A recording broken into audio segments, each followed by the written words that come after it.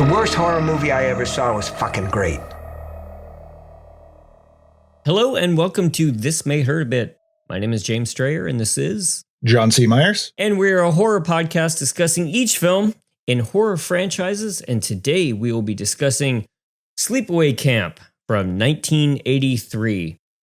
John, I feel like I just took a long, luxurious skinny dip in the lake after 11 Hellraiser movies. I mean, it was refreshingly camp. Yes, very camp, very fun. Lots to talk about, of course. Yes. But always say I like all kinds of horror movies, but there's just something about being back in the early 80s and having people that look like this on screen that just makes me so much happier in a lot of ways. This was a joyous watch, I can say. Yeah, I had a better time with this than we've been having lately. So that's, I mean, bigotry of low expectations, maybe, but for sure. Yeah, this was way more fun than Hellraiser Apocalypse or whatever. Yeah. They haven't done that one yet. Awakenings. What's the one that sucked? Inferno. Hellraiser. No, well, yes, but John, we're looking back. the judge, not Judgment, the one before Revelations. Revelations. Don't look back in anger. Sorry, yeah. I can't. All this trauma has informed my current state, just like in Sleepaway Camp. There you go. Yeah, this is a I don't know, teen summer camp classic. Much more in the vein of, obviously Friday the 13th, but any number of the hundreds of slashers in the early 80s, which, they're the kind of movie that you'll watch 85 minutes of for about 10 minutes of satisfaction. And you're like, yeah, that was pretty good. At least that's my general attitude with these kind of movies. But this one is bubbling with more stuff throughout that's at least fun to watch and definitely to listen to. The author Robert Noel in his book Blood Money about the first slasher cycle refers to these as carpetbagger cash-ins. Oh, for sure. Where you have this sort of the original thing and then maybe some other sequels or attempts at capturing the magic, and then like all these other people go like, oh, that's us. Yep. And that is specifically what this director was doing. Yes. Fresh out of film school, Robert Hiltzik. He made this movie for $350,000 over 5 weeks. And my first thought is like, damn, 5 weeks. What a relaxed schedule for this kind of movie. I mean, my goodness. These days, these kind of movies get shot in like 16 days. So for, obviously inflation, but a lot more money. But he threw this together and he funded it because his mom left him some money when she passed away. And so much so that he dedicated it to her with the opening card, which is very sweet. He wanted to make a movie. And it was one of those like, I hear horror movies are successful and make money, so I'm going to do that. So it never had the feeling of anything much more than just kind of a business proposition to him. And that can be okay, as we say. Yeah. This is a business and that's fine. And sometimes magic happens because of that. Right. Yeah. Like he just didn't want to get coffees for producers like that. I just want to make a movie. I don't want to go through that system. And so, tried it on his own. And yeah, this does have some of the classic earmarks of just the sort of awful auteur cinema that I tend to enjoy. Although he's not starring in it, which would have been very funny. Oh my goodness! If it would have been like that, what was that Dear Evan Hansen movie where the guy's like 45 and all the cast is like 13? Right. But no, he did write and direct it, and it has some of that just strange, like stilted dialogue in places, awkward blocking, and a shaggy editing that I kind of love. He didn't want to just like work his way up. He wanted to jump right in and make a movie. And I find that very encouraging in a lot of ways. And I admire that quite a bit. He was just like, I remember going to summer camp. I remember there's a lot of locations at a summer camp. Let's use the summer camp that I specifically went to because I know it very well. So why not? This kind of just like jump right there and do it. Like I've got always got a place in my heart for it. Yeah, he said in writing the script that was the camp that he went to. Like he had the layout of that camp in mind when sort of writing the script and figuring out where people were and whatever. And then he went to the owners just sort of to see if he could do it. Just not really 100% sure, but they said yes. But he also said, I don't think they ever saw a full script. Good. But I just like that as an idea. Like, okay, so I would like to make a movie at your summer camp where your camp is terrible and everyone dies and is murdered. Is that cool? Absolutely. And there's a cover up essentially Yeah. too. Yeah. And you guys and your shitty labor practices cover up a lot of this, make it worse. Yes, please do. Right. Please have our name. Can you show a big close up of our sign too? That would be great. That would Thank be you. great. And, you know, the community around him was so excited to have a movie made there. They had, you know, like paramedics show up and ambulances and cops and everything. Yes. The whole small town pitched in for this movie. This plucky little upstart. Yeah. He said basically he needed an ending and a beginning, and I'll just figure out all the middle after that. So he had the ending in mind first, which kind of makes sense for this kind of thing. And then he just kind of cobbled together what he needed to do to foreshadow that ending. If you're listening to this podcast, it's a good chance that you know what that ending is, and we'll probably get into it sooner rather than later so we can actually talk about this damn movie. That's another one of those. I don't so much have a story in my heart to tell. I have a product that I want to put out to get butts in seats, and hopefully the word of mouth makes people go see it again and again. And it's a business, so I understand that that's how these things work sometimes. But that was his MO. Right. Yeah. Just like hopefully there will be murders, there will be all kinds of gore, and then hopefully me falling into a 20-minute long reverie about how great camp was will carry this through. Mm-hmm. I don't know. Success? I think that this movie, the kills are fun. They're not spectacular. Like some of them are at least like slightly inventive. But just the weirdness that happens in between all the kills is what carries this movie to me. Yeah, it's very off kilter. It hits some of the same, classic notes of a slasher thing, and gets a little bit deeper than that, as we'll get into. But yeah, it's just like I said, the stilted dialogue, just the performances, and this is all stuff that this is all. It's going to sound negative, but these are all good things for me. Yes. From my point of view, I'm like, okay, hell yes, love this. Yeah, it's stuff that if you tried, it would not come out this way. It would not come out this good, I don't think. So you have to have that mad genius, I guess, maybe. I wouldn't go that far, but like some sort of, he seems like kind of an odd dude, and he put everything out there, and this is what we got. Yeah, I think it relies heavily on the cast being as fun as they are, and just, I mean, in particular now, it being just a very iconic 80s fashion, early 80s fashion kind of thing, like all these ridiculous clothes and stuff people are wearing. Yeah. Which I forgot that like there's several nods to this in Wet Hot American Summer. Oh, there you go. But I mean, like there was a whole stream of camp films going on as well. Like, I mean, probably the biggest one being Meatballs. Sure. Yeah. For when we say camp film, this is a film that takes place at a summer camp and is also extremely campy. So, anytime we say camp, interchangeable as far as I'm concerned.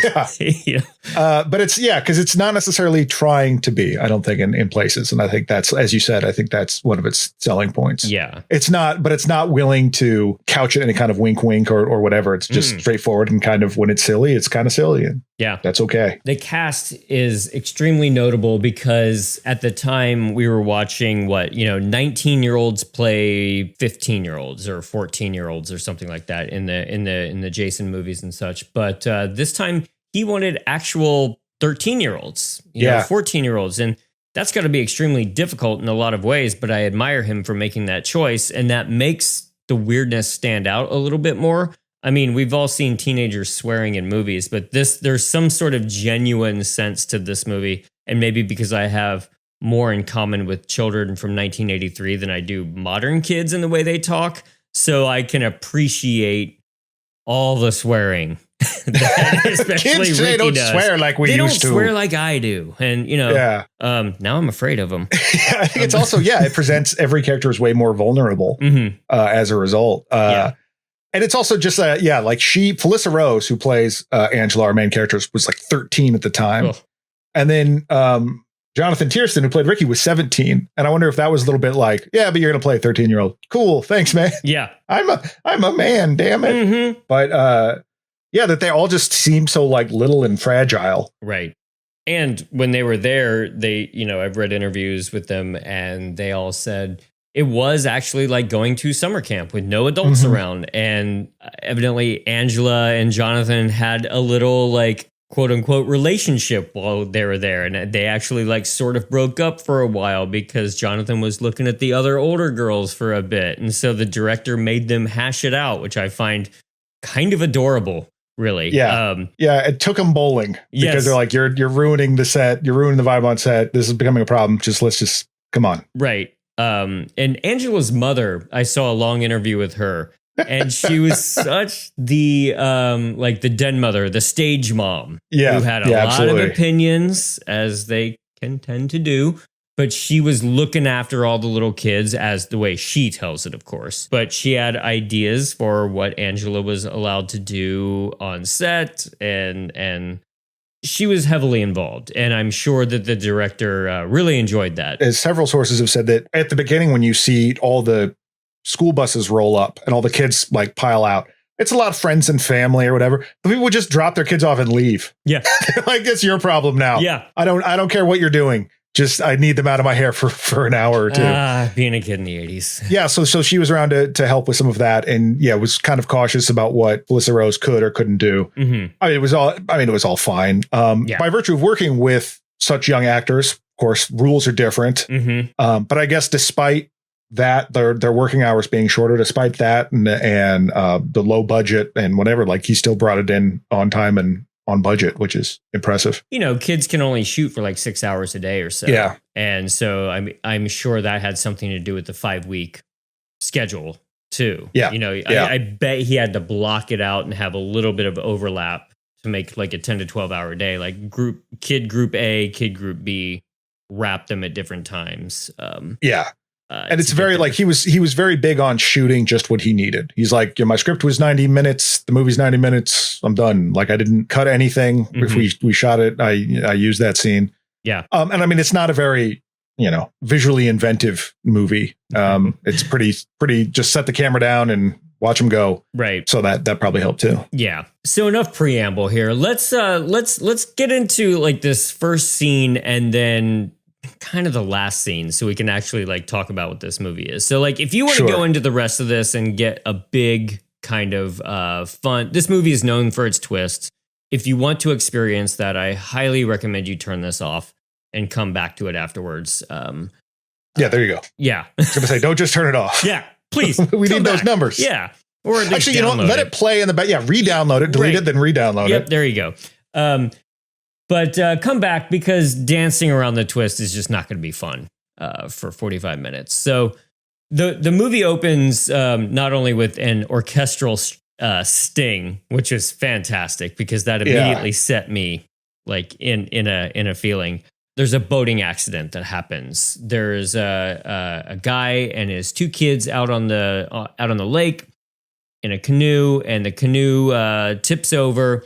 And he's trying to get his 2 kids. It doesn't seem dire at first, like they're kind of playing a little bit. But an errant speedboat comes out of nowhere and just somehow on this giant lake heads straight for a man and his 2 children. Yeah, just they're right in front of them because a young girl is begging the camp counselor to let her drive. And so is it taking place at the same camp? I think is that part of it too? That must be the idea. Yeah, they hit them, and then the friend of the dad's, who's been trying to say, hey, come on in, we've got to go see the doctor or something. Mm-hmm. Right before the crash, you hear John, which I love that. Yes. That's just that strange little moment. The boat hits them and the family is in theory eviscerated by the boat. And it's this scene, and definitely the scene later with the cook, where it's just the gnashing and wailing of the aftermath of the violence goes on for an immense amount of time. Yeah. You get the little life jackets like floating up to the surface. I think the sting of the friend on the beach is definitely like, it gives a foreshadowing, like more heavily like emotional reaction to that instead of like screaming necessarily. Yeah. Flash forward 8 years. And now we have Ricky and Angela, who are our favorite 2 characters out of the rest of the film, our protagonists. And we have the real MVP. Yes. We have the real MVP, Aunt Martha. Desiree Gould is Aunt Martha. Did I mention this movie was campy? Oh, man. I mean, she's incredible. Look what I I did. I packed you and your cousin some goodies for the ride up to camp. Wasn't that nice of me? Any chips? Why, of course. I believe there's a whole bag. Why, I'm almost sure of it. It's one of those, like, not quite my place to say, but she has to be a queer icon. I mean, she is just so wonderful the way that she talks and dresses and her makeup and everything. And she explains that having just filled out a doctor's note, because she is a doctor, or she claims to be a doctor, fills out a physical, and it's time to go to camp. And as if there's not enough camp in their own home, I guess she's going to take them to summer camp together. She's giving a performance like the Marx Brothers are about to ruin her cocktail party. It's this very old, very mannered, very huge, like, oh, that simply won't do. Like, you wouldn't find outside of a Bugs Bunny cartoon. Like, it's the idea is that it's supposed to, you know, clue you in that maybe something's amiss. But it's really just hilarious. Yeah. Towards the end of the film, in the last like 6 or 7 minutes, we get yet another flashback to Aunt Martha, where in this moment, or like previous to this a little bit, she is looking after one of the 2 kids that survived the boating accident and decides, Yes, I've always dreamed of a little girl just like you. I mean, we already have a boy, so another one simply would not do. Oh, no, absolutely not. A little girl would be so much nicer, don't you think so, Angela? Here is Angela, the birth of Angela. That Peter, the young boy Peter of the family, was the one to survive, but instead Aunt Martha is like, no, I'm going to raise you as your sister. And that is it for that story. Yeah. We get no sense of like Aunt Martha being any more interaction between them. Aunt Martha like domineering in this sort of like Norma Bates way, or like really destroying Peter/Angela psychologically. It's just that. And it's funny because that in itself is very oppressive. Is her like, she is a lot to take in. Yes. And so, but then it starts to raise questions about, does Ricky actually know? And because this is the big surprise of this whole time, Angela was a young boy.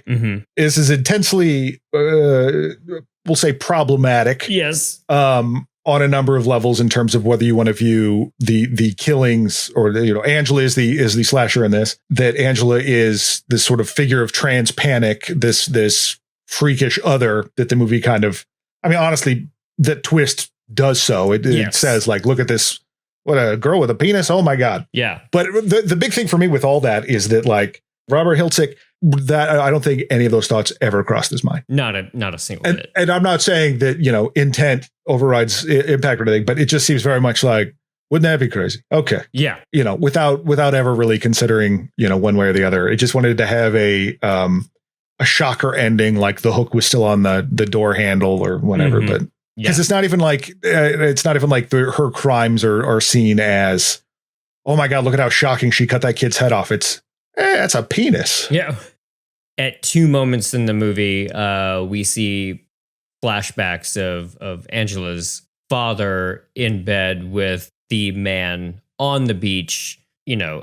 So I do think that he's trying to call back to that as well, too. Just being like, look what happens when you have 2 gay parents. You turn into a murderer. Oddly enough, the queer and trans community aren't a singular hive mind. Yes. That there are differing views of this movie. There are some people that really, really embrace it. I've read a couple of different takes on it. There's a book from Die Books called Sleepaway Camp, and it's BJ and Harmony Colangelo. Yeah. Talk about it. I like that they refer to themselves collectively as the Wives Colangelo. Yes. Which I like because that just sounds like some kind of like Game of Thrones tribunal. Totally. Like, for your husbandly crimes, you must face the Wives Colangelo. Yes, the Colangelo of wives. Right. But then on the other hand, that they're huge in the 2 of them wrote a book basically positing a lot more positive things about it, because the real victim in all this is Angela, because Angela is constantly bullied throughout the movie. Yeah. The movie wants to sort of, the main mystery of the movie is really, instead of something like Friday the 13th, where it's like, who is the killer? It's really, well, is it her doing the killing or is it Ricky doing the killing? Yeah. It really boils down the list of subjects right away. But we can get into that. But then on the other hand, you have critics like Willow McClay, who's like, nope. Yeah. This is just trash. This movie's garbage, and it's just really othering of trans bodies and that kind of thing. So Sure. But there definitely is a big outpouring support on the other side as well. So yeah, I enjoyed reading a couple other people writing about this. Alice Collins wrote an article for Bloody Disgusting with a lot to say about it. But she does say something to the effect of, sometimes I need to just watch this as a trans revenge story. Even if it is not directly that. She's like, sometimes I have a bad day and I just want to watch this awesome trans girl like go ham on people. And yeah, cool. Like you can read it that way as well. Because I mean, honestly, this is a rare movie where when you watch it after the twist, I think it actually, in knowing the twist, improves it. Oh, definitely. I think so. I think you're looking for a lot more, and I think some more of it is there. Definitely in terms of Liz Rose's performance is good. There are little hints, foreshadowing here and there, but it's more just knowing that these people are bully assholes getting killed, and it's fun to watch. Yeah, the first bully asshole getting killed, the head chef Artie. Now, this started off like, I'll admit, a tad more uncomfortable than I was really remembering or expecting. And especially just his lines at the very beginning when he sees all the kids running down the hill. Look at all that young, fresh chicken. Where I come from, we call them baldies. Makes your mouth water, don't it? Artie, they're too young to even understand what's on your mind. Then, good buddy. There ain't no such thing as being too young. So nasty. Yeah, and I'm very glad that they didn't draw his character out. You know, it was just like, he's going to say some revolting stuff up top. He's dead within 7 minutes. And thank God, because I just did not want to keep watching him leering after the children for the rest of the time. But yeah, he's standing there, saying this awful stuff alongside his fellow cooks, one of which is played by James Earl Jones's dad, Amazing. Robert Earl Jones. Yeah. Second appearance on the podcast. Yeah. First one being in Maniac Cop. That voice gives it away right away too. I was like, there he is. Time, as soon as they get to camp, time is very fluid. Oh yeah. You could plausibly kill Christopher Nolan with this movie because time just has no meaning, and it would just like those old Star Treks where they blow up a robot because of a logic paradox or something like that. Totally, you just destroy Christopher Nolan's brain. Yeah, a little slasher knife is just like spinning on the edge of the table and it cuts beforehand. It's like, what? Some days have passed. Angela is catatonic. She's not talking to people, and she's also not eating. Yeah, and so the head counselor, I love him, Artie. I can't just say that like, the cast in this are such characters, because obviously they're in a movie. Those are characters, but like they're such oddball people. Yes, and I'm sure if you live in the New York, New Jersey, whatever, these might be just regular people that you see. Yeah, but they're amazing to me, and I love all the Jersey and New York accents that every character has. Yeah, but anyway, the head counselor Ronnie, who is just a muscle man in a tiny shorts and shirt. Love him. It's like, yeah, hey, let's take you to the kitchen, see if we can get you something to eat over here. Of course, Artie leaves her with Artie, who's drinking on the job, which is awesome. He's just disgusting. He takes her into the walk-in after some disgusting comments, takes her to the walk-in to show her something. But it's also just weird, like the way that the other chefs deal with him, the other cooks deal with him. Like it almost like there's a threat of violence with him or something, because all the other cooks are just like, yeah, I guess, man. Like when he's saying that awful stuff at the beginning, that he's like, they're too young for what you're thinking about. Right. Not like, man, that's fucking nasty. It's just like, right. No, I get it. But like, is it just, are they all terrible, or are they all afraid of him? Sure. Because he really has a short fuse with Ben a little bit later.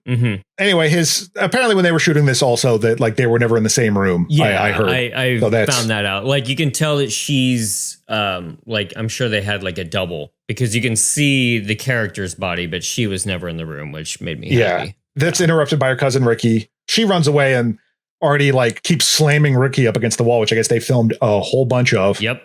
Really just hurting a child, but whatever. Realism here. Yeah. And then Artie is the first kill, because later, after X amount of time has passed, no idea. Sure. He is cooking a whole bunch of corn. In the biggest pot you've ever seen. In the tallest pot you've ever seen. And they had to have that specially made for the movie because that's an incredibly stupid thing. Yes. But I like that realistically, you want to, cook a whole bunch of corn ears for people. You get a wide pot. Yes. That you put a big fire. No. We'll do a tall pot. Tall pot. Sorry, Cambodia. Tall pot. I was just going to say, is this his older brother? Yeah. Tall pot. But that he's like standing over trying to put corn into or salt or something, and then a hand comes in. You get a point of view camera because that's what you do in these. Yeah, I guess it's a mystery killer, right? And you see a hand come in, and it's clearly a child's hand. Yeah, and it's the same kind of like olive hue of Angela and Ricky. But you see a hand come in and pull the stool away a little bit. Already starts trying to plead with them, whoever it is, but doesn't matter. He goes face down, gets a whole bunch of boiling water poured onto him. Yep. And the effects here are great. Like they're Edward French, who worked on a bunch of different special effects, including like Terminator 2, did some makeup effects for this, and had like these blisters on his face growing, and they just blew air through it to do it, and a little bit of smoke to help color it. Good. But this is the other example of what I'm talking about, where he just screams and then puts his hands up in the air. Yeah, there's several times in the movie I think Robert Hiltzik thinks people die like bugs. Yes. Where their arms go out and then like curl inward. Right. Although, to be fair, I don't think Artie actually dies. He's just like horribly, horribly burned. And Ben just comes in and stares at him for a while he's burnt, while he's just dying. Right. An insane amount of time. Yes. Of just him just watching, just gape mouthed, smash cut to him being pulled away on a gurney. There is a great line that the doctor has. I'm afraid I don't carry a sedative strong enough to mask the kind of agony he's in right now. Every nerve in his body must feel like it's on fire. So at least we know that the child molester is going out in an extreme amount of pain. And then a weird thing happens. Oh, a weird thing and happens then to quote Adam Curtis, a funny thing happened. Yes. So we get Mel, who's the owner of the camp. Yeah. Played by Mike Kellen in his last role, big bad guy actor, just an amazing face. We got to get faces like this back in movies. God, I love him. Yeah, like looks like a cartoon bass. Like it's fantastic. But he's the old camp owner wearing like his outfits are crazy with the plaid pants and like hiked up black socks. Yes, bad comb over. He's like, hey. We can't let news of this get out. I think so. Yeah. Yeah. Like, oh no. He was everyone's favorite pedophile. They're going to be really upset. Yeah. To hear that he's gone.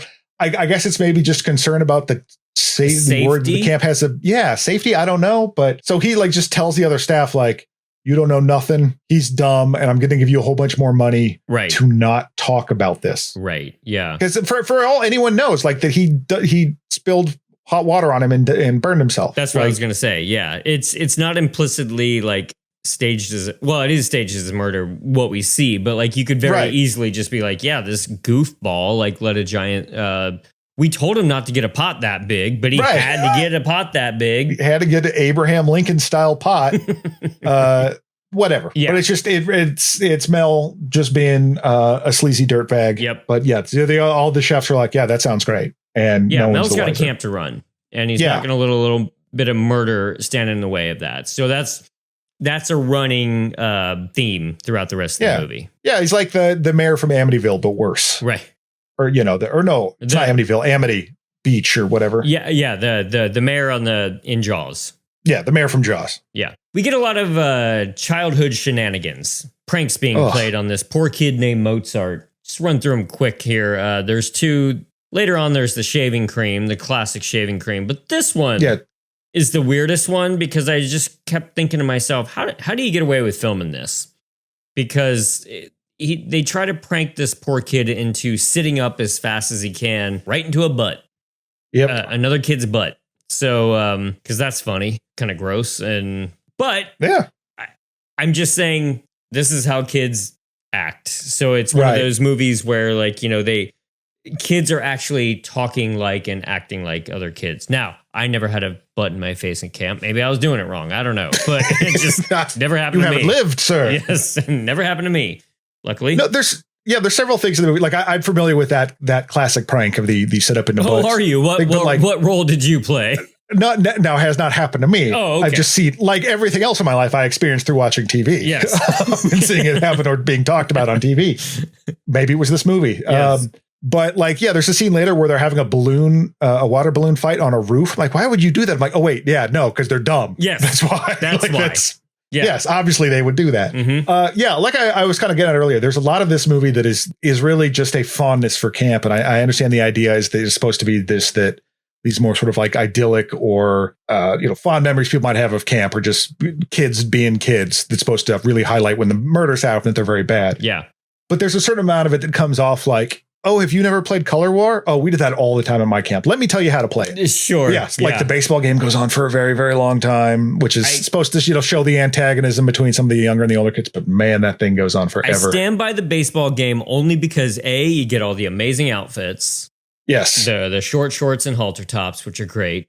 You get Mozart out in the back playing a video game, a very early video game. But then he catches a fly ball. And I admit, I was very happy when he did that. Yeah, it was like, big win for Mozart. Yeah, but it also has the incredible eat shit and die, Ricky. Eat shit and live, Bill. And I think I'm just going to start adapting that into my everyday chats. So it's pretty good. Yeah, you've told me that several times already today. Told a client that today too. Yeah, no, I mean, like it's got its moments, but it's like I said before, like it's shaggy. It's just kind of keeps going. I kept thinking too, this is again one of those like on set things. I'm like, how many takes did they have to do to get that kid to actually catch the pop fly? Like nice work. And they're working on a fast schedule too. So I would have thought to myself, like, we can't leave anything to chance. Just toss like a grounder at the kid, right. Let him get it. Was it Shelley throwing the wallet in Friday the 13th Part 3 where they had to do it like a billion takes? Right. Yeah, and the kids won, and they decide, they're either going to buy a Corvette or go on a cruise. And I just thought, man, just take me back to when those were the goals of life. That's what I wanted. I'd take a Corvette now. I'd go on a cruise. Just cool now. cars. Yeah. I just take the money. Oh, okay. I have bills. Yeah, fair enough.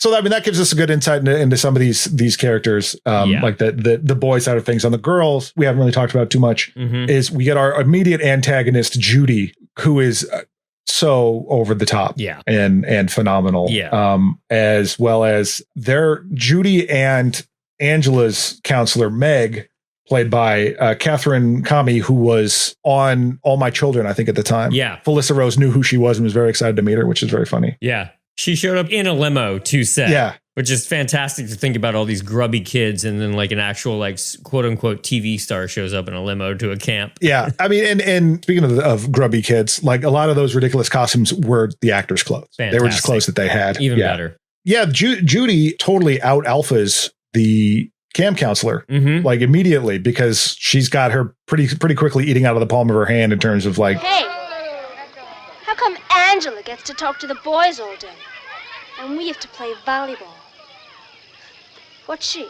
Special? It doesn't seem fair, does it? Yeah, you're right. I should go do something about it. Yeah. Judy is quickly the antagonist towards Angela. Like anything that Angela does, like in the bunks, she's like, what are you staring at? Here we get a little bit of that, classic kind of bully dynamic. But we start getting comments like, Angela, why don't you shower at the same time that the rest of us do? Do you, have you not gone through puberty yet? That kind of stuff. So we're getting a little bit into, I don't want to call it foreshadowing like the director said, but like we're laying a little bit of groundwork here. Yeah. Well, because I think we're also like Judy is this in a certain way at the beginning is presented this kind of like idealized feminine thing because like Paul, Ricky's friend and eventually Angela's love interest. Like when he shows up, is like, oh, you should see Judy from last year. She's got boobs now. And Ricky's like, yeah, well, I used to go study with her. And when we first see her, she's already surrounded by boys that are giving her a different kind of attention. She's really loving it. And her beef with Angela really, like they get off on the wrong foot, but really a lot of it boils down to that Angela is for some reason getting attention. And how dare this happen? And whereas all the boys should be talking to me. I'm the hot new thing. And how dare you take that away from me? I deserve this. Right. At the first, it's not really a dance, but I keep thinking like it's supposed to be like a high school dance situation. Yeah, they refer to them as socials. Socials, yeah. Yeah. So this is where Paul and Angela hit it off a little bit. And by hit it off, I mean Paul just describes pranks that he played last year to try to make Angela open up a little bit. Ricky walks in a phenomenal cowboy hat. Not saying I'd wear it around, but I might wear it around the house. But I'm sheriff of the living room. Yeah. Eventually, like a fight breaks out, and Ricky tries to break it up, and there's a big kerfluffle over that. By the end of the scene, they do say goodnight to each other, and like she says goodnight. I think that's her first line. That's her first line, and it's genuinely kind of sweet the way she delivers it. Like, Well, good night, Angela.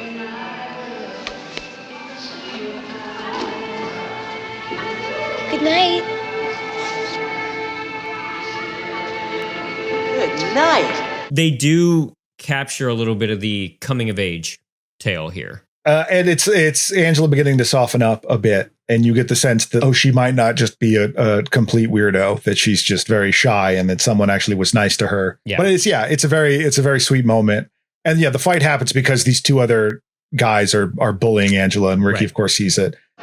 Yo, Angela, how come you're so fucked up? And that the hat is clearly just being worn so it can be knocked off later. Of course, yeah. And in fact, they even in one of the commentary tracks for the Shout release DVD, Phyllis Rose was asking Robert Hiltzik about that, and he was, you had to knock it out. I haven't seen any old westerns, and she's like, yeah, you can do that with a ball cap. Perfect. Oh, it was the style at the time. Yeah, yeah. Instead of sticking around the social, a bunch of the boys decided they want to go skinny dipping that night, and they're not able to get enough girls to do it, so they all jump in themselves, tan lines and all. That is so funny because one of the main guys, Billy, who's a huge antagonist in this as well, played by Laurice Duran, who's now like a fashion designer. He was really nervous about doing this. You know, he's like, I'll do the nudie. I don't know. It's kind of nervous. Robert Hiltzick's like, it's fine. Don't worry about it. It's fine. Well, as you mentioned, this was big news in that town. And so a bunch of people that lived in the lake were like, well, let's go see what the motion picture they're shooting is. Yeah. And they show up and it's this guy getting all these like hunks getting naked. And so I guess there were cat calls and stuff like that. And he kind of lost his shit a bit. And Robert Hiltzik had to kind of like calm him down. But understandably, yeah. That's why we have things called closed sets for nudity. Yeah, I was not planning on flashing a bunch of people I don't know. Mm-hmm. But yeah, they all go skinny dipping. These two of the guys who were making fun of Angela earlier are off smoking weed, and one of them convinces this other girl, Leslie, to go on a midnight cruise on a canoe. Oh, yes. And there's a lot of this movie has been accused of having a sort of, I don't want to say accused like it was a bad thing, but like there's some of this movie that reads as pretty gay. Yeah. I don't know, leading a bunch of like nude guys with the phrase, come on, boys. Like that can go a lot of different ways. Sure. In this case, the skinny dipping. And it's just, I think the style of the outfits too, but no, that's all man. That's all manly shit. Absolutely. Just the styles have changed. Yeah. But so I really like this canoe scene. It's so dark. You just see this canoe floating across the darkness because it's an overhead shot shooting down and you're seeing the reflections on the canoe, but it's just floating in nothing. Yes. Yeah. Space. And I really like that. Yeah, he might as well be in space. You see the giant head of Major Briggs right beneath him. By. Yeah, so then, the boy does what, of course, boys would do then and, knock over the canoe, capsize it. Yeah, she'll think this is funny. Yeah, she'll think it's hilarious to be dumped into a lake. And that's his last thought because the girl disappears and the killer appears via killer cam. And you just see, look, I ain't going to question the physics and the strength of all this, but you just see a couple of hands come out around his neck or shoulders and push him into the water. Fine. Great. That's it. But you only do this so that you can have the body reveal later and have a snake crawl out of the dead kid's mouth after, he's starting to decompose from the water and all that too. So the whole canoe murder is very funny just because whatever mission he was on, to like either like see her, just get a wet t-shirt or just prank her, whatever. Well, he's done with now. So now he's just hanging out under the canoe, singing songs to himself. Yes. Yeah. And it's just such a bizarre little moment, but I love that he's like, hey, this echoes. It sounds kind of cool. I'm going to hang out in here for a bit. Hey, Baba Reba. Hey, Baba Reba. And then the murderer shows up and kills him. Yeah. But he got a nice little solo before that. So totally. Going through a couple more of the kills. It's just like one of the boys. Well, I guess before we get to that kill, we have to address the water balloon fight on the roof. Right. So like a bunch of the jock guys are just like throwing water balloons at each other and then at Angela. And then Ricky shows up and screams at them, which is an off-quoted bit. Fucking pussy! Don't get your freaking asses over this goddamn camp, you fucks! Take it easy. Buddy, those bricks will kill him! Take it easy already. And evidently that's how the director asked him to audition for the role. Just stand there and swear at me, kid. See if you got what it takes to be in the pictures. Which that's got to feel pretty good. If you're like, I can. I mean, granted, the kid's 17 at that point, so it's probably not that big of a deal. But if you're 12 or 13, you're like, you're gonna. All right, can I do this? Yeah, yeah. Let her rip. Yeah, they all sort of get in trouble, and the rest of the boys are about ready to go down and go swimming or something like that. But that lead guy just says something like, "I'll meet you down there. I got to take a huge dump first," and goes into the bathrooms. And we see, well, we don't even see the killer. We just see a stick with a bee's nest on the end of it. No bees, no wasps going around it, and then just dumped inside of the stall. What's so great about this is that you see this happen. You see the guy's legs under the stall because the stall doesn't go all the way down on the ground. You see his legs. You see the window, hand cuts the screen of the window. Bees come in, and he's blocked off. Also, the killer has blocked off the handle to the door, with a broom. So so Billy is locked in there, and just can't. I mean, I get it, the floor of that bathroom is probably gross. Yes, but I he's would, like, you would do it. You see this huge gap where he's like, I could easily just crawl out of here, and escape. But absolutely not. You just see him suffer through that gap because you see his legs and he's like screaming. Stuff like that. It's like, just leave. Right. Just go. Get out of there. But I mean, hey, you're panicked. You're getting stung by bees. Who knows? But, and that is a disgusting, disgusting kill. The body, the snake crawling out of the nose, awful, gross, but like, pretty good. What do they call it? A life mold, whatever. But the effects, the post-mortem effects on this are just awful. The camera slowly pans across this arm and head that are just covered with bees and have giant welts and little holes all over them. No thanks. Disgusting. But very well done. But they didn't have to do a life mold of Maurice Duran because you don't see his face. Right. But he has said, the actor said, like, it's very, very hard for my mom to watch that scene. Aww. She does not enjoy that scene.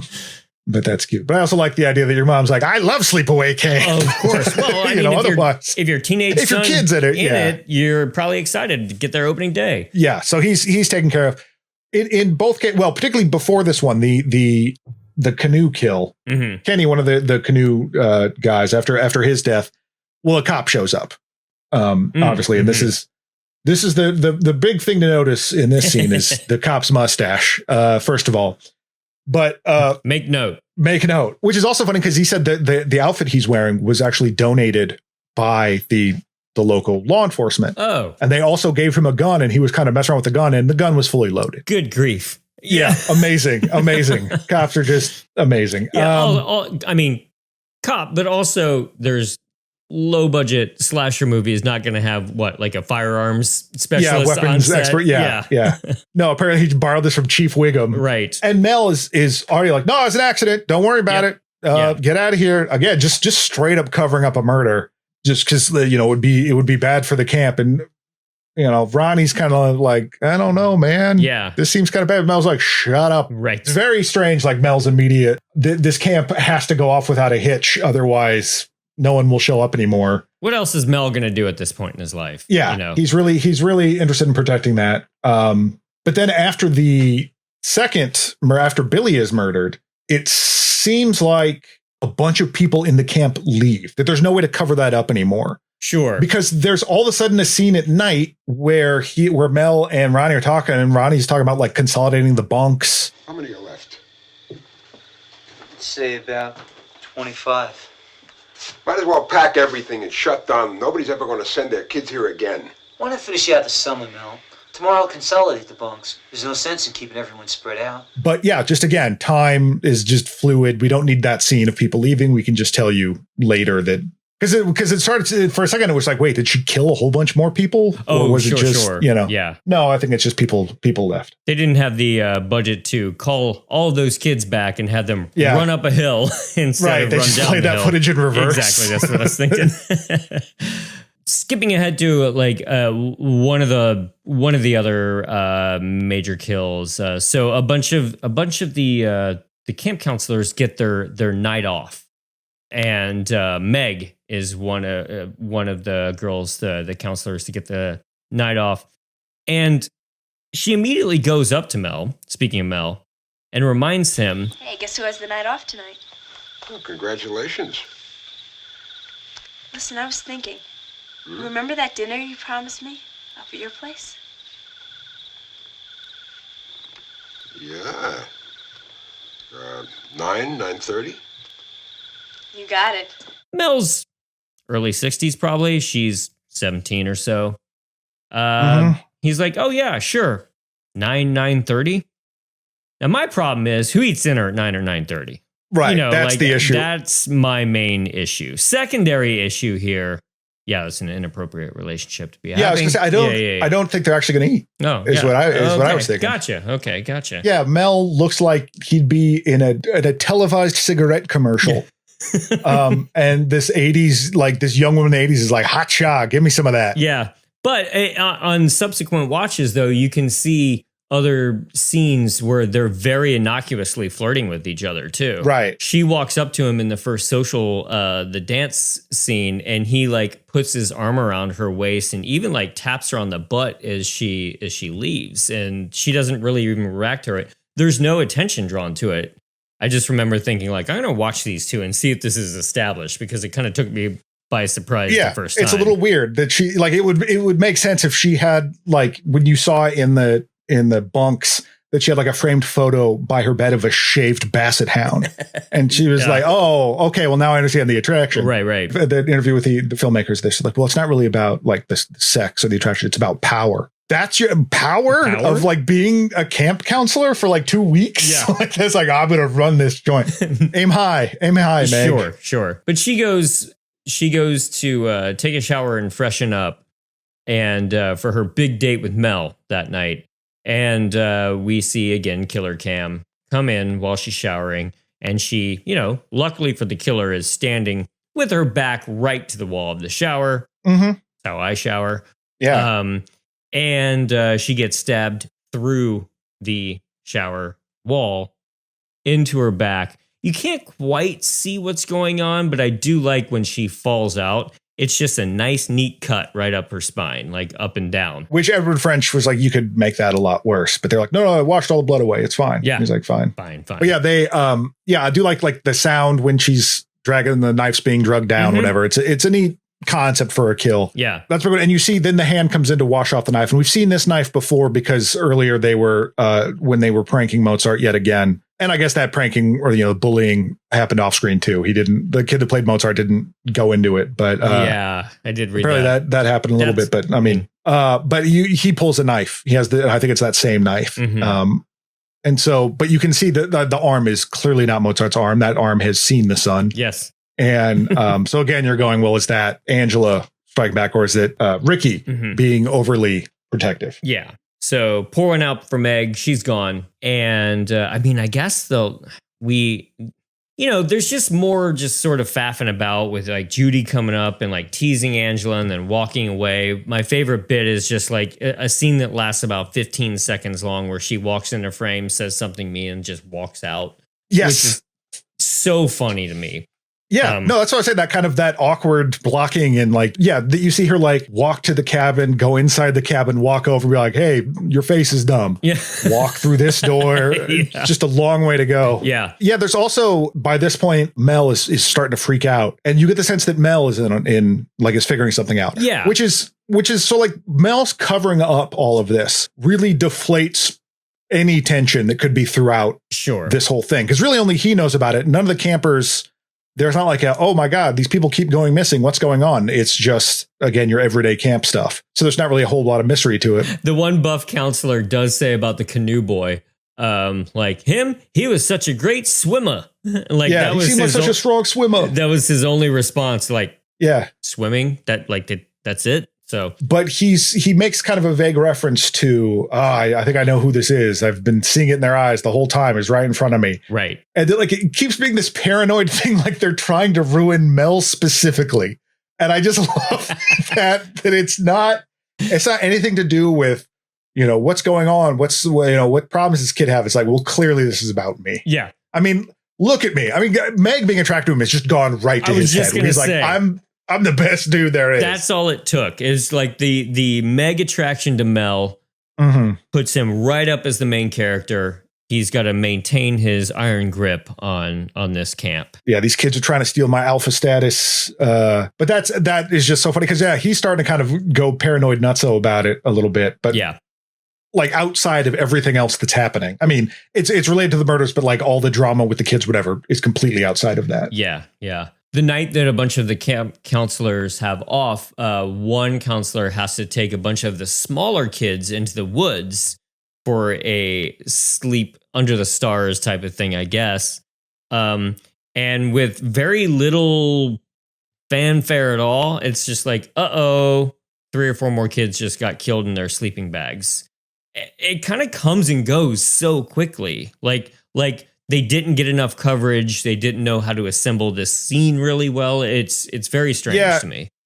Hiltzik has said that he feels bad about that. Right. Like this is the one death. This is the one thing that feels really bad about it. And I guess the idea, I think I missed this. Like those kids were throwing sand at Angela when because earlier Meg and Judy dump Angela into the water. Yep. And causing Ricky to freak out, and that's when Ricky and Mel have their first real standoff about it. So with all this bad publicity, I don't see how I can hold on to the kid. Angela, I asked you a question. Hey, what are you doing? Just like all those other times. She gets into trouble, you run to her rescue and try to take care of everybody. How are you going to do it this time? Another drowning or something worse? Hey, what are you talking about? Let me go! I saw you those times. In a rec room at the water fight, you killed them. I guess, those kids threw sand, and so it's Angela like getting back at them, but it's like, these are small children. Yes. It feels pretty gross because it feels less direct. Right. Even from like a bullying standpoint, like it just seems like less of a direct attack and more just like, you look stupid, I'm going to make fun of you, rather than like, right. But it's also that, they're so little and they're just like in sleeping bags. But so he's just these seemingly random 4 kids are murdered. Meanwhile, Meg has already been murdered. Mel has found Meg. Yep. Well, because I like because Judy has taken a guy back to the bunk and they're making out. Oh, yeah. Oh, we can hear that Mel's coming. Mel just bursts into the cabin. No knock on the door. Just like, I've seen it all. Right.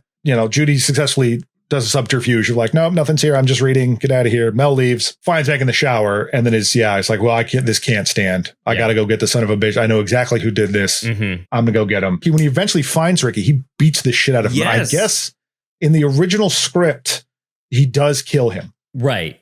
But they made it so that would seem a little mostly excessive. Dead. It does seem mostly, it's very, very dreary, but sure. And then he gets killed in probably the most famous effect in this movie. Yeah. An arrow through the throat. That gets asked how they did that a lot. And he was Mel was the actor playing Mel, I should say, Mike Kellen, very reticent to do this because this was not long after the Vic Morrow Twilight Zone fiasco. Yes. Where the exorable John Landis killed a guy. Mm-hmm. Allegedly. Don't sue me. Allegedly. They ran the end of an arrow down a string. Mm-hmm. And the arrow, when it hits the device on the throat, there's a whole appliance up front. When it hits that, it telescopes in, and then hitting the appliance causes this section on the back to flip out. Yeah. So just like immediately, so it just looks like the arrow goes through his neck from a side view. It's great. It's a wonderful effect. Mm-hmm. And they don't linger on it too long. They let you have that shock. Yes. And then just like cut away. Another way it's like a Jason movie is that the kills like ramp up at the end. You get a lot of like discovering bodies and a whole lot of death happening. Right. Just boom, boom, boom, boom, boom, boom, boom. And really towards the end, right before Mel gets the arrow through the throat, he does do the very, Friday the 13th part 1. Oh, it's you. Like, right. That kind of thing. It can't be you. It can't be. It can't be. I knew it was you all along, even though he just, beat up Ricky. Yeah. So, right. Oh, now I got to beat up too. Well, I love in both cases of him basically murdering Ricky, and then when Meg and Judy throw Angela into the water, I think it's Jean rescues her from the water, because that actor was actually a lifeguard. And so like any water scenes, they had him be the lifeguard, so they didn't have to hire someone else. Well, thank God they actually had a lifeguard around, which is probably more than what a lot of movies like this can say. He's like, you guys are a piece of shit. She's a child. And Meg's like, oh, right. Yeah. I kind of got caught up in being the mean girl. Yeah. And then after Mel beats the tar out of Ricky, he's like, I gotta run. Like, wait a minute. I just beat a child to death. That's smart. Yeah. I did not think this through. Right. One more way they can take down old Mel. How can I make this seem like he made me do it? Yeah. I guess the last big kill that we haven't gone through was honestly one that was a little baffling to me on first watch. And that is the death of Judy, where Judy is in there curling her hair or straightening her hair. And she gives another one of those like, oh, it's you. What are you doing here? Mhm. We cut to what she's looking at, and it is so clearly a boy in a wig. Yeah. And part of that has to do with the fact that we're watching higher res transfers these days.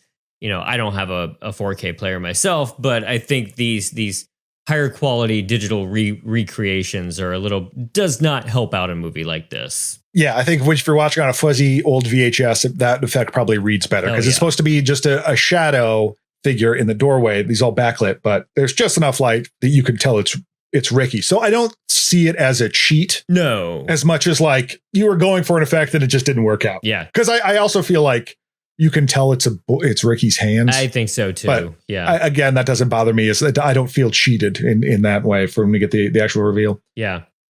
But the murder is holding a pillow over Judy's face. And then I thought initially just stabbing her with a curling iron, which thought, that's strange. I didn't think it was that. Oh God, I think I know what this is implying actually. Yeah. And that is awful, but that's also your fault. Yeah. In that, like, they don't show anything. Yeah. It is like, is she just burning her with it? Rather than like a specific, but there seems to be a running consensus that what you are saying totally happened. Right. So pretty gnarly. Pretty gnarly, and someone smarter than I and more articulate than I can talk about if that gets wrapped up into our gender thoughts on this movie. But I'm not going to break that down. It is an attack of a more sexualized nature. Yes. Than anything else we've seen thus far. So, but it also works as sort of like, oh, you think you're hot stuff. Yeah. Let me show you hot stuff. Sure. After enough bodies are discovered, we get our last couple of folks standing here who are running around. And by this point, Angela has been putting up with Paul's advances this entire film. And basically what happens is Paul tries to get fresh. Do the kids still say that these days? Sure. Yeah. I think he's getting fresh. I love to talk to strange children about sex. Yes. And that's what they tell me. They're like, yeah, right. We still say fresh, by the way. Fresh. But no, and she understandably rejects him several times. And then he comes running into a scene and says, hey, I'm sorry. Will you forgive me? And he finds another way to be shitty to her in those scenes. So it's a back and forth for the last like 45 minutes. I think it's not for me. It's not as like, I think he's a shithead in some ways, but he's also like a teenage boy. Of course. In that way, like I think there's genuine emotion there. I think, yeah. But then there's a little bit of like fumbling around that sort of teenage sexuality where we find out reason for this later where she's like, oh, I'm not so sure about this. Like when he tries to put her hand under his shirt and she's like, I don't know. And he's like, I'm not doing nothing. Yeah. Wait, what? Yes, you are. Yes, you are, sir.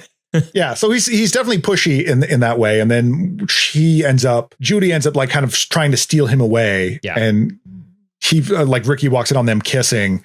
That he's like he did call Angela a prude because he's frustrated by it, and he apologizes to her, but it's too late. Yeah, she's already like, well, meet me down by the waterfront after the social. So I think I think you can look at it as a, just in this bullied revenge thing, but I think it's also just Angela being hurt and confused. Of course. And if this is how she's reacting to anything, murder's the answer, I guess. Right. And has been for the last 70 minutes. So, right. So we approach her at night and, she's, Paul's laying his head in her lap and it's very sweet. And she's like kind of like humming this nursery rhyme almost, it sounds like. And then, it reveals that the head rolls out of her lap. She has decapitated Paul. And the big famous moment here is that she stands up. She's nude because they were going swimming. And she's holding a knife. She's nude. And she has a penis. And she is giving this incredible look on her face, staring off to the side, mouth agape, eyes wide, breathing and making a strange noise. God, she's a boy. And then fade to freeze frame, fade to green. The sickly green. While this bizarre folksy love song plays over the end credits. Yeah. It's very much, like I said, sort of this othering of like, oh my God, look at this disgusting othering being. Monster. But the whole rest of the movie has been just building up nothing but empathy for Angela. Yeah. Because you are seeing people like bullying her and all this stuff. And if you want to look at it then as this sort of trans revenge thing, you could. Knowing what's going on, it does change a little bit. Because as I said, also because it felt like, oh, is this just Ricky doing this for a bit? And then it's like, well, knowing what the answer is, in terms of this secret that Angela has, is like, is Ricky's reaction to that because he knows and like feels bad, or knows and doesn't want to, wants to keep her held down that way. So it's not, the argument has been made that it's not really like a trans panic as much as it is the insanity of trying to live within this gendered ordered world that everyone's trying to force these things on you. And you're like, well, I don't necessarily feel that way. And the confusion that can cause and the hurt that can cause. Mm-hmm. Because it's also that like Angela in this is clearly a girl. Yeah. Everyone talks to Angela as a girl. It's not someone in a wig pretending to be a girl. It's a girl. Yeah. And I understand that in the service of just the twist alone, that's a thing that, you maybe want to preserve that. Mm-hmm. But I think that also speaks to sort of the way our view of gender, society's view of, I should say, American society's view of gender has shifted and changed. That I think that grants a little bit more, like we're more willing to accept that like, that's a girl. Yeah. Yeah, of course. Than it being this, ultra super weird thing. Granted, that's not true across the board, but right. Yeah.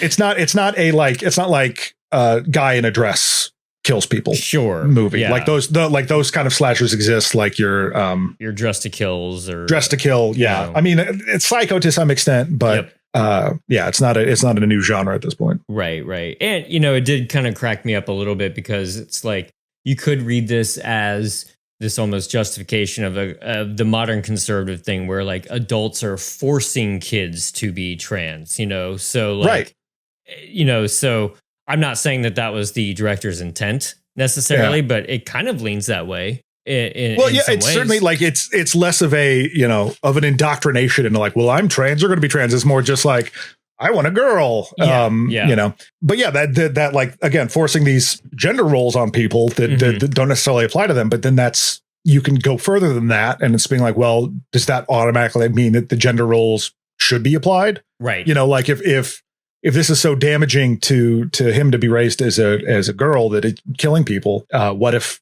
there's a girl that doesn't want to be a girl? What does that mean? Sure. But yeah, so it's definitely, it's a sticky wicket. I believe there's the Colangelos pointed out in their book that it's sort of like the Carol Clover's, Men, Women, Chainsaws. The final girl thing is that Angela is this unique case where she is both the slasher and the final girl because she's much less sexualized than the other female characters in this. She's, and kind of comes across as more like quiet and bookish maybe. And then is, also the last surviving female member of the cast, really. Sure. Sort of the main characters, but is also the one perpetrating all these crimes. And so while you have the perceived masculine and feminine energies of these things, of these roles, the masculine penetrative killer is the more feminine thing that in Angela, it's both. Sure. And so it sort of makes sense for Angela to be both, it thematically works, but I don't know. It's also because it's presented as a campfire story twist, it's, you can't get away from that. You can't get away from that freak show thing. Yeah. You're trying to get a rise out of people by being like, oh my God, look, it's a penis. Yeah. And, I mean, especially because he said like, I came up with the ending first. So like that drives it home. What if someone had a penis? Yeah. Wow. But so you're trying to scare someone with a campfire story like that, but the person you're telling could end up being J.K. Rowling. You never know.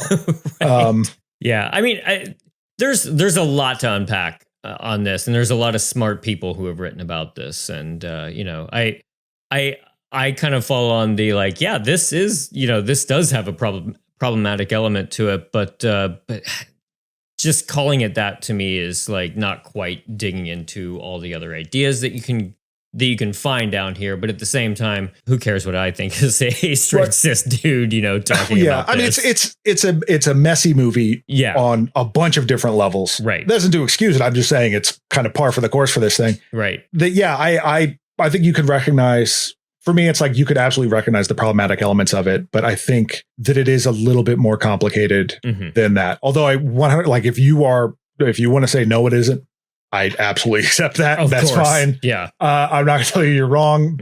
But for me, as just a dope, it's kind of a goofy camp movie. It lags in places. It's awkward. It's not necessarily a good movie. Yeah. You can see the constraints of the budget and the performances, but I think it's fun. I think it's fun enough. And it has a following. And I think that's a huge part of this too, is the power of the internet, is that you had Jeff Hayes, this filmmaker who in the early days of the internet, like started creating a site, like found other horror fans on forums like that were into Sleepaway Camp, because it was, just also ran just on the VHS shelf, not really thought about totally to some degree, because obviously they made sequels out of it. Yeah. But brought about a big resurgence and really like started getting the cast together, making phone calls and all this stuff. And so the power of fandom used for good in that case. Oh my God. Although it was funny to like listen to the commentary with him and Robert Hislick, because he's Hiltzik, because he'll always sort of like lead Robert down this path where he'll just be like, oh, so like, yeah, how did you do that? Or what do you think of this character? And I'll just be like,